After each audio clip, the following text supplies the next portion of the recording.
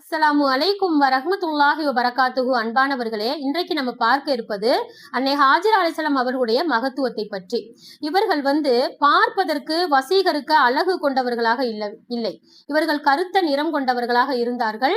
இவர்கள் ஒரு பணக்கார பெண்ணும் அல்ல, இவர்கள் ஒரு அடிமை பெண்ணாக இருந்தார்கள்.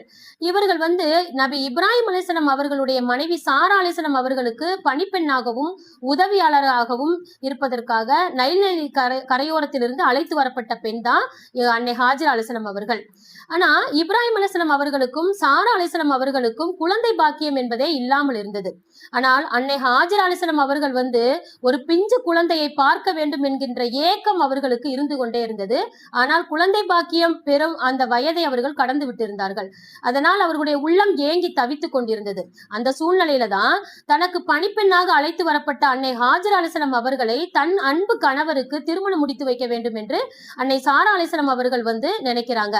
அதன் மூலமாக தன்னுடைய கணவருக்கு குழந்தை பாக்கியம் கிடைத்தால் நம்மளுக்கு கண் குளிர்ச்சியாக இருக்குமே என்று ஏங்குகிறார்கள். அதனால தன் கணவரை சம்மதிக்க வைத்து அன்னை ஹாஜரா அலைஹிஸ்ஸலாம் அவர்களை திருமணம் முடித்து வைக்கிறாங்க. அன்னை ஹாஜரா அலைஹிஸ்ஸலாம் அவர்களுக்கும் இப்ராஹிம் அலைஹிஸ்ஸலாம் அவர்களுக்கும் பிறந்தவர்கள் தான் இஸ்மாயில் அலைஹிஸ்ஸலாம் அவர்கள். அல்ஹம்துலில்லாஹ். அஸ்ஸலாமு அலைக்கும் வரஹ்மத்துல்லாஹி வபரகாத்துஹு.